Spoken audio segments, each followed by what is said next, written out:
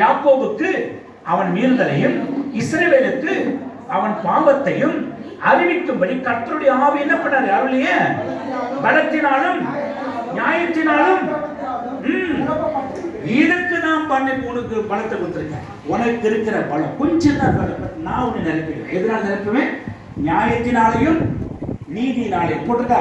என்ன போட்டிருக்கு? கர்த்தருடைய ஆவியாலே பலத்தினாலும் நியாயத்தினாலும் அக்கிரமத்தினாலும் ஆமா இதனால என்ன பராக்கிரமத்தினாலும் நிரப்ப பற்றிருக்கிறேன். போதுமான வசனம். இதுல என்ன அர்த்தம் செய்தி வருதுன்னா, நம்ம மேல டியூட்டி பிரஷர் கொடுத்துருக்க ஒரு டியூட்டி, அது பிரஷர் கொடுத்துருக்காரு கர்த்தர்.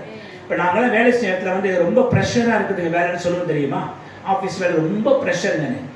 உங்களுக்கு எனக்கு இப்ப கர்த்தர் வந்து ஒரு பிரஷர், நம்ம டியூட்டியில ஒரு பிரஷர் கொடுத்துட்டாரு. நாங்க அடிக்கடி ரொம்ப பிரஷரா இருக்குது ஆபீஸ், அது மாதிரி உங்க வேலை என்ன பண்ற ஊழியத்துல ஒரு பிரஷர், அவசியமான ஒரு பிரஷர் மேல போட்டாரு. இது 11th hour ஒர்க்னு அர்த்தம். 11வது மணி நேரம் வேலை இருக்கிறீங்க, உங்க மேல ஒரு பிரஷரை கர்த்தர் திணிக்கிறார், திணிச்சிட்டார். இப்போ அதுதான் இது அர்த்தம். The pressure, duty pressure, the pressure of duty அப்படின்னு சொல்லுவாங்க ஆங்கிலத்தில். The pressure of duty. உங்க மேல ஊழியக்காரர், உங்க மேல என் மேலையும் ஒரு அவசியம், ஒரு நீங்க பண்ணி ஆகணும், ஒரு பிரஷர் மேல விழுது. எனக்கு இந்த ஃபைலை பார்க்கணும், அந்த ஃபைலை பார்க்கணும், நம்ம சொல்லுவோம்ல, இந்த வேலையை பார்க்கறது, அந்த வேலையை, அதே மாதிரி பிரஷர் மேல இருந்துச்சு. என்னது? நான் ஓடி போய் பாவத்தை அறிவிக்கணும், அக்கிரமத்தை சொல்லணும், ஜனங்களை விடுதலை செய்யணும். பிரஷர் பிரஷர் பரலோகத்தினுடைய மேல உங்களுக்கு பிரஷர் வந்துச்சு. புரிஞ்சு போச்சு? அந்த பிரஷர் ஒரு அழுத்தம் வந்திருக்கிறது.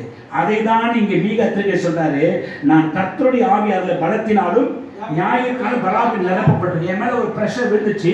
இந்த ஊழியத்தை செய்வதற்கு இத்தனை ஆவிகள் மேல் இறங்கி இருக்கிறது. எனக்கு அத்தியாவசியமான வேலை, நான் ரொம்ப பிஸியா இருக்கிறேன், என்னால ஒரு நிமிஷம் கூட வெயிட் பண்ண முடியாது, தூங்க முடியாது, கர்த்தருடைய வேலை ரொம்ப சீக்கிரமா பண்ணணும். ஒரு ஆமென் சொல்லுங்க.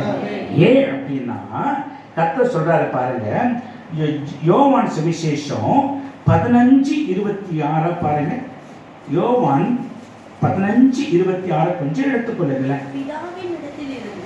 நான் உங்களுக்கு அனுப்ப போகிறவரும் பிதாவினிடத்தில் இருந்து புறப்பட்டு வருகிறவருமாகிய சத்திய ஆவியான தேற்றவரானவர் வரும்பொழுது அவர் என்னை குறித்து சாட்சி கொடுப்பார். நீங்களும் அது முதல் என்னோடு கூட இருக்கும்போது எனக்கு சாட்சியா. இவ்வளவுதான்.